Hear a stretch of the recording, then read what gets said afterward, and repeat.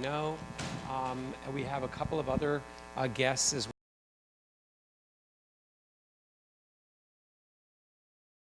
If you know, and we have a couple of other guests as well. Kathy Olian, who's here, who's also a CBS News veteran and worked with Mike Wallace. And I'll let our moderator introduce our two panelists. But I'd also just like to thank other faculty, members of the community, and especially the students, journalism students, documentary students, and media students generally, for taking time out of what we know is a very busy time of year with midterms and so on to come and watch this extraordinary documentary and hear what I think will be probably even more extraordinary discussion about it. So let me just let you know, on the far side there, the bearded gentleman is a beloved faculty member, David who a journalism faculty, and he is a Brooklyn-based writer and editor. He contributes regularly to Forbes, which is where he also wrote a review of the film. I'm not sure if Avi's read it yet. Maybe we'll mention it afterwards in case there's no, just teasing. I think it was a very glowing review, as most of them seem to have been. In any case, I'm going to hand this over to David to let you know one last thing, though. We're going to have to wrap at 3 o'clock, as I mentioned earlier, but please come out in the hallway. You'll see that we're going to have refreshments, and all of our panelists here will stick around to speak with you, as will other faculty and members of the community. So thanks for coming, and I'll let David take over. All right, you can all hear me? Yes, okay. So over on the far side, we have Bob Anderson, and I don't want to waste time reading the bios at length. That you have them in front of you if you grabbed one of these handy pieces of paper from the hallway. We have very limited time. So Bob Anderson, I'll just mention that he worked with Mike Wallace directly. He produced many of his most famous segments at 60 Minutes. He was there for 40 years.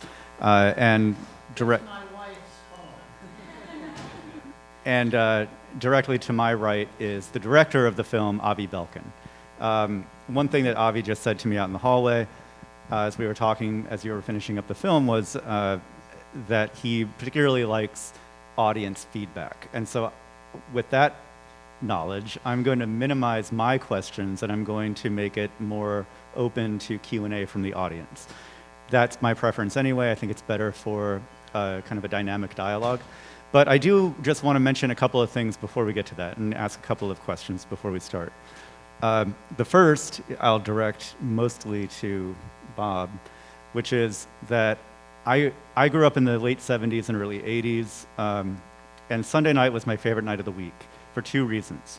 We always got pizza, and we ate it while watching 60 Minutes. Every single Sunday. That was our family tradition. It was the only regular weekly thing that we did.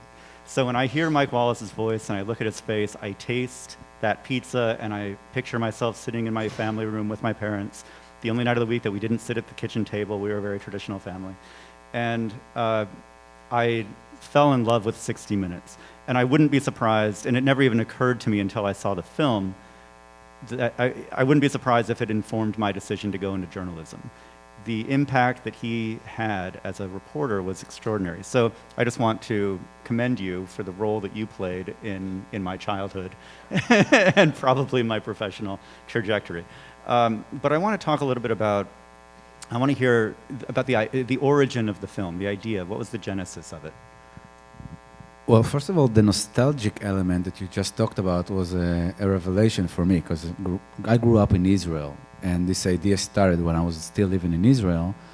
And I started working on this film roughly like 4 years ago. And this was before Trump got elected, but already the state of journalism was very much in debate. It was after Spotlight won the Oscar. And I always find myself gravitating towards Genesis stories. I always kind of look for ways to kind of explore the reality of what we see today in society and how it came to be. And I kind of became obsessed with the question, how did broadcast journalism found itself at that tipping point? And I started research. Every time you do a documentary, you start, and same with journalism, you start researching the subject. And Mike Wallace interviews kept coming up every time I would do research. And I started digging into Mike, and I found that he had this unparalleled career, like you saw in the film, where he was in radio, then in the first days of television, the first magazine in television of news. And I felt like if I would do a portrait of Mike, that would be a nice microcosm story to tell of broadcast journalism through that story. So I bought a plane ticket and came to LA, basically. That's how it came to be. But I didn't know about that nostalgic element, which a lot of people come to me after screening and talk to me about that, reminiscent of the pizza and the Sunday nights with the family. That for me was non-existent, and for Americans it's part of their DNA in a way, of people who grew up in the 70s, 80s, and 90s, where they were every Sunday night watching Mike and the CBS 60 Minutes. And I think a lot of people kind of discovered news through that show, because, like, again, see in the film, in 68, when 60 Minutes started, news was not sexy. Nobody watched it. It was not a rating situation. And in many ways, they kind of changed the game, the landscape of news, and making it much more relevant and much more compelling to viewers. So let's talk about what made it so compelling. And I'd like to hear from you, Bob, about one thing that I think was particularly notable about 60 Minutes was no matter who Mike Wallace was interviewing, and I'll also say that my father was the director of communications for a Fortune 500 company at the time.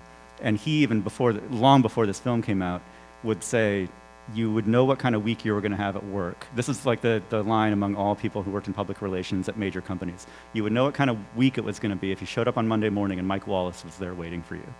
It probably wasn't going to be a good week. So I'd like to, but regardless of how tough the interviews were and how, intense the people he might be interviewing were, there was this sense of calm that just sort of pervaded every interview. I feel like my heart rate would go down watching 60 Minutes. Can you talk a little bit about that? I think, first of all, that was just a brilliant movie that absolutely captured Mike and captured the arc of his life. And it was great for me to see him alive and well. I think the calm that you're talking about comes from the fact that Mike was a performer. And he was also a charmer, and that came through in the movie. He could be the world's most charming guy, even when he was asking you really annoying, abusive, viscerating questions. And so he was calm. And because he was calm, I think the viewers would feel calm watching him. One thing that didn't come out in the movie, because it wasn't at all publicized, was he had a second bout of depression. It wasn't nearly as bad as the one that first knocked him on his pins during Westmoreland. And at that point, he was on all sorts of medication, and he knew what it was, and he knew how to deal with it, but it had hit him again. And what was different this time, aside from the fact that it wasn't as severe, was when the camera went on, the depression went off. And Mike would be in a terrible way before the interview and after the interview. But during the interview, he was Mike. And it was remarkable to see that.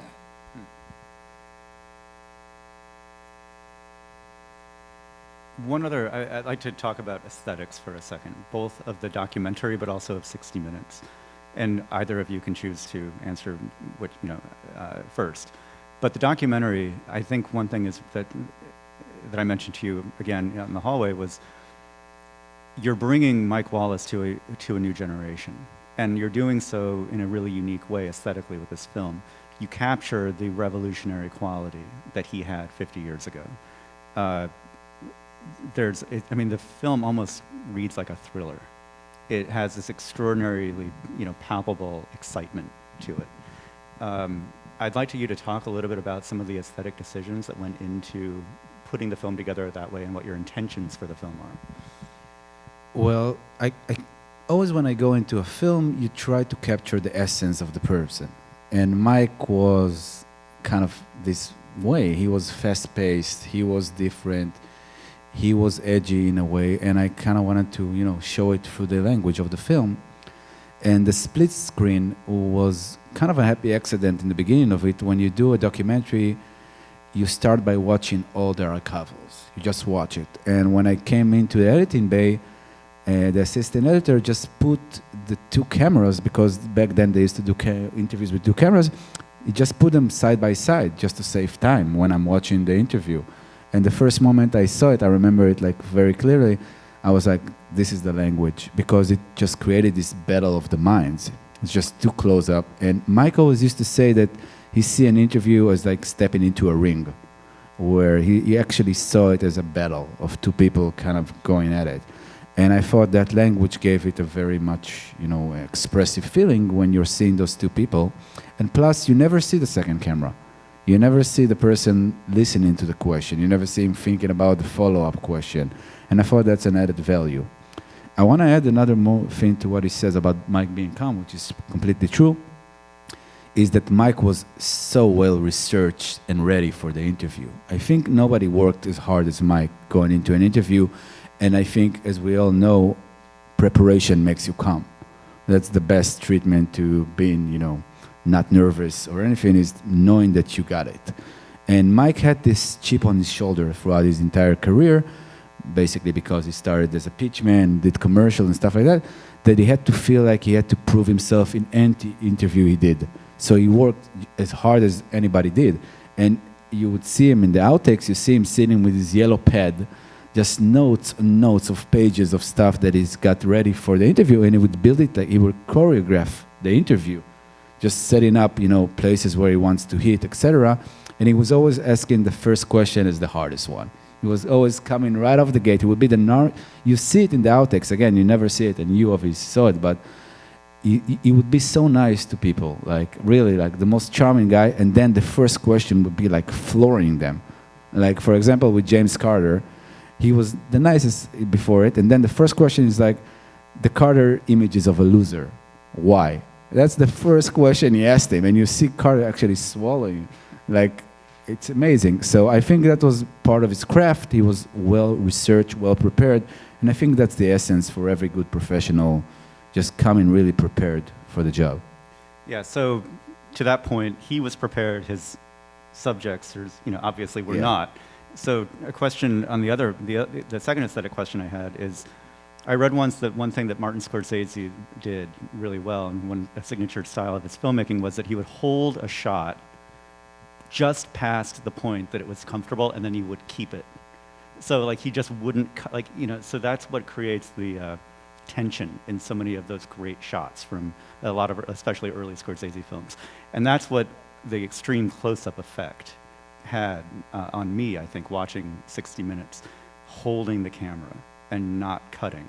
And I wonder if you can talk a little bit about that aesthetic choice. Well, Scott Pelley says if you can see the interviewee has two eyes, you're not close enough.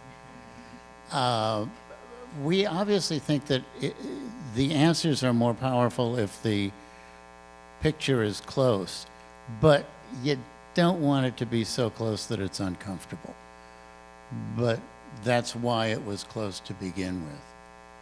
And you're right about preparation, obviously. But Barbara asked him about, your questions are all written out, aren't they? And Mike would refer to his producers as those who dangle the strings from which he hangs. And he would portray himself as a puppet. But obviously he wasn't. And the magic in a Mike Wallace interview would come not from the 40 questions that were written, but from his listening to an answer and having it trigger something, having it trigger his BS meter, having it trigger that this guy is trying to pull one over on me. And he would pounce.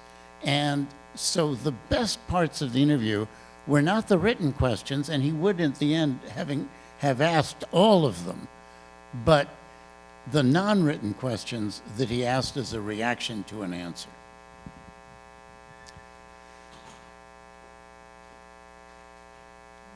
I want to keep with my promise and open it up to questions, because I'm sure that all of you have excellent questions to ask. So we have 12, 13 minutes. Who would?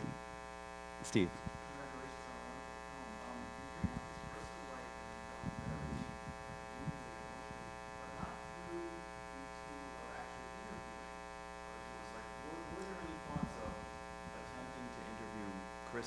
Wallace or anyone else in his life? Or did that seem as Yeah. irrelevant to someone who works so hard?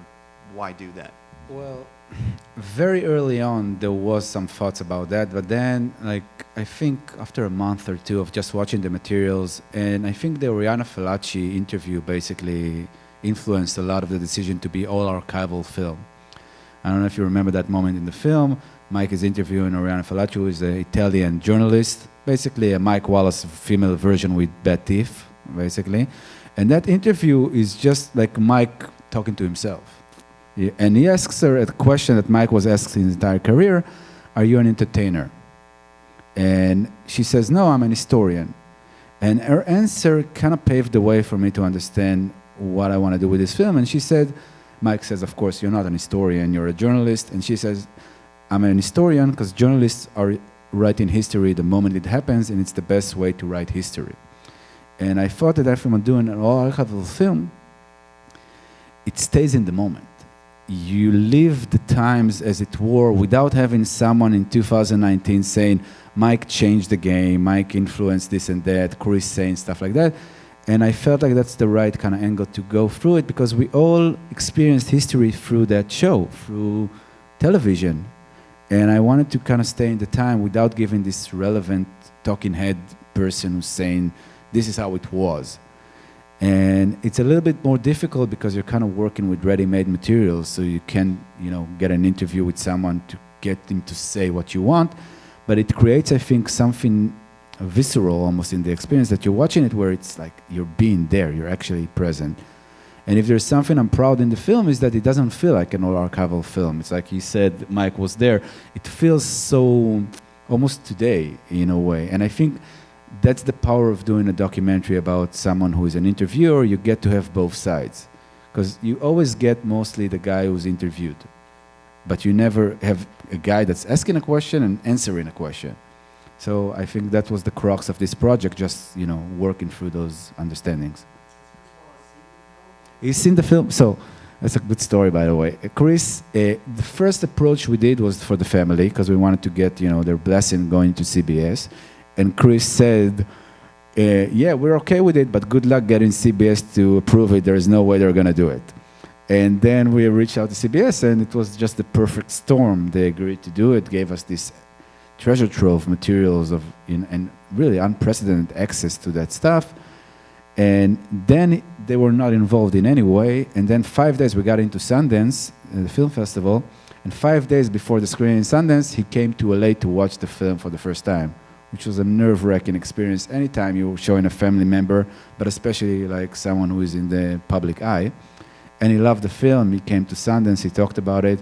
He was always asked in Sundance, what would your father think about this film? What would he say? And he always said the same answer. He said, a 90-minute film about him, you would love it. And basically, I think that's the way Mike would have looked at it. In a way, he was a very, very sucker for attention, I would say, but in a good way. I mean, that's kind of what drove him to be, again, like this influence in what we see today.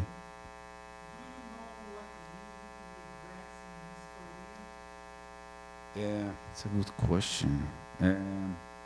By the way, since I started this project, good questions for me have become much more valuable. Like Mike's whole thing was about the good question. He was like, I became obsessed with understanding what a good question is.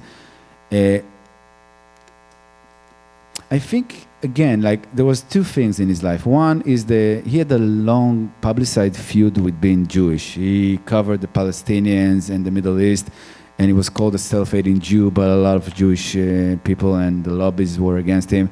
And I think he was conflicted a little bit about that.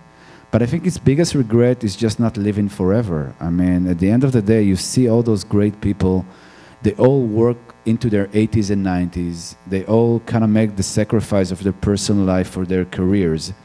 And I think they all kind of wish they could work more. I mean, in the last interviews that he was giving, he was constantly talking about, I just want to do the next story. I just want to do another one. And I mean, it's heartbreaking in a way, but it's also like amazing because you have a person who is always hungry. His motivation in life is never ending.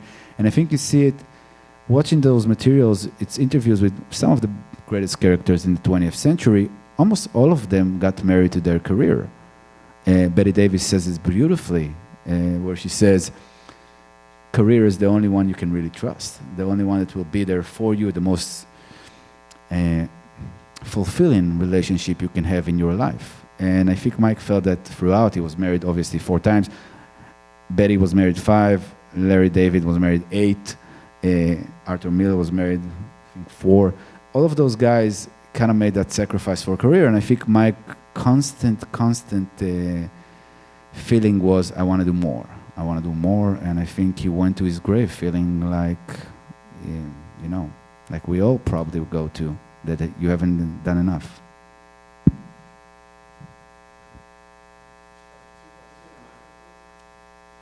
Yeah, I should have said we need to speak into the microphones as much as possible to make sure the recording picks it up.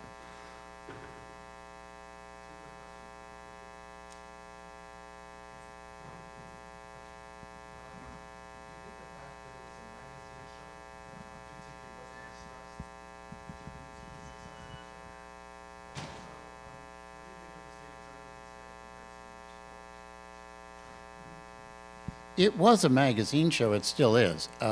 Hewitt said, in addition to taking the idea from life, stealing the idea from life, he combined high Murrow and low Murrow. Edward R. Murrow had a celebrity interview program, and he also had CBS Reports, which was a bunch of very hard-hitting documentaries. And Hewitt felt that why not combine them both into the same hour? High Murrow, low Murrow, appeal to everybody. Have something for everybody. Objectivity is a great question. We often had pieces with a point of view, but we're very true to the facts. I mean, you don't bend facts.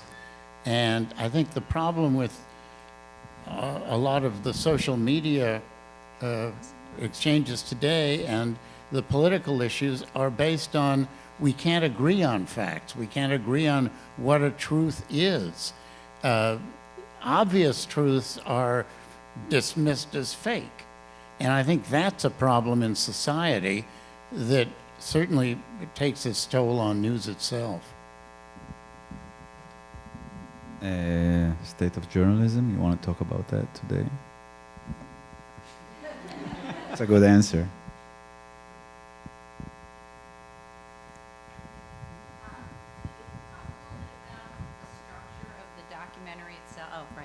Talk about the structure of the documentary itself, and like, because it was somewhat chronological, but then you mixed footage throughout the chronologies. Like, when did you get a grasp on that? And like the whole talking about death segment was clearly near the end, but I just wondered how you put that together, if you had any breakthrough moments or...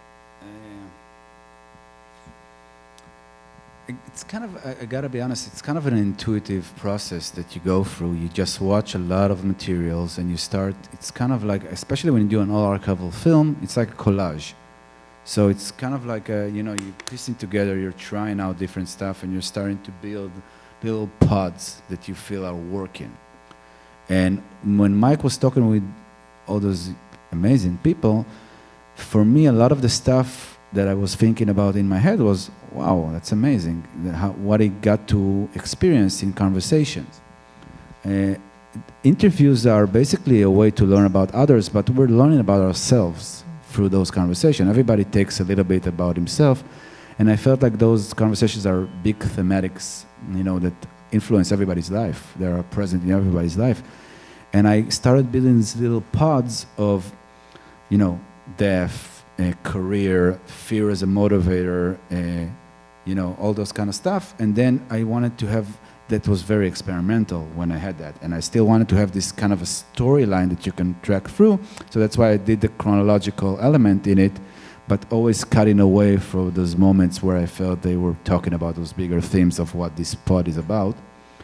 And at the end of it, I feel like you kind of get the chronological story, but like you said, you also get this, little pods of themes that you can, hopefully every audience will take it into his own life and kind of echo his own stuff in it.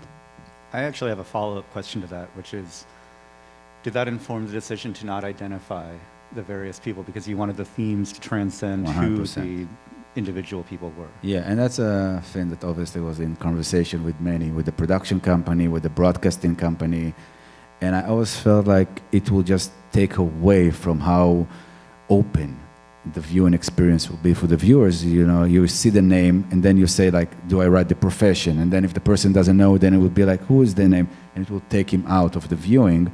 And I kind of wanted people to experience this again, like a conversation about themselves, because that's what I think Mike saw. I think Mike, and correct me if you think otherwise, of course, wasn't a reflective person.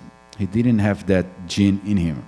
And I think that's part of the reason why he was so relentless in getting questions answered and getting to the truth and the core of the person. He was trying to learn stuff about himself. And all those questions that he asks are, I know I'm an interviewer as well, you're an interviewer. We ask questions that interest us, that echo something in us. You know, you choose those questions out of stuff that you feel are relevant. And when I understood that, that's how I kind of went through the materials, just looking for moments where Mike is revealing his own character. And I felt like through that, an audience will get a lot of, you know, clarity about themselves as well. We have enough time for one or two more questions. Right up here.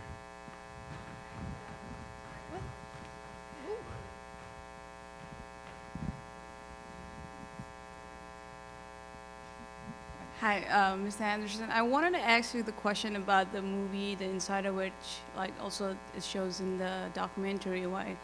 So you don't air the 60 minutes interview with Jeffrey Wigand, and I believe, correct me if I'm wrong, you were one of the members who supported you didn't want to air it because it was not, I don't know, moral or ethical. So given the circumstances today, would you still make the same decision, or would you air it for the people?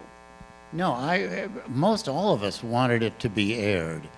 There really wasn't any, there was very little debate there. What happened was, in terms of airing the Wigand interview, we had the Wigand interview, it was fabulous, breakthrough, and it should have aired.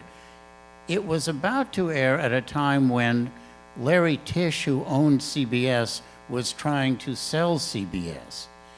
And the threat of suing CBS in Kentucky for tortious interference, which was some fancy term about getting somebody to break his confidentiality contract, while CBS felt it could prevail in the long run, it would probably lose in Kentucky and would have to put $1 billion or hundreds of millions aside in escrow pending the appeal verdict.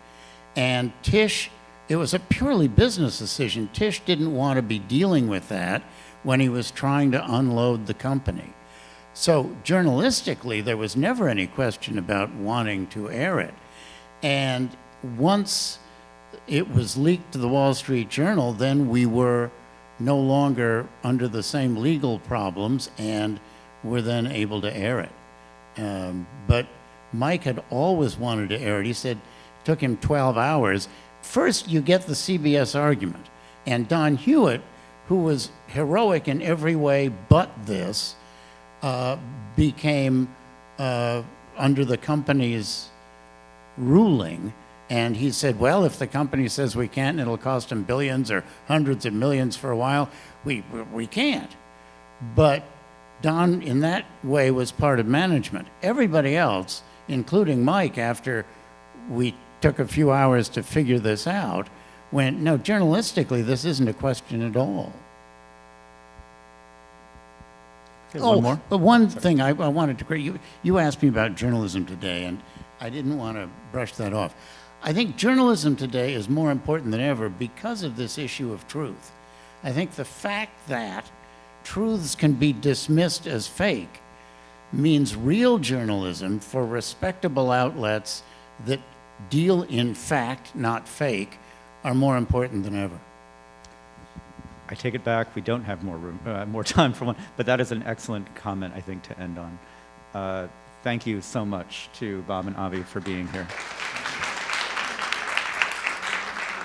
And of course, thank you to all of you for being here as well. I think Avi knows as well as anyone, no film is anything without an audience, so I'm glad that you're here. Hang around afterwards.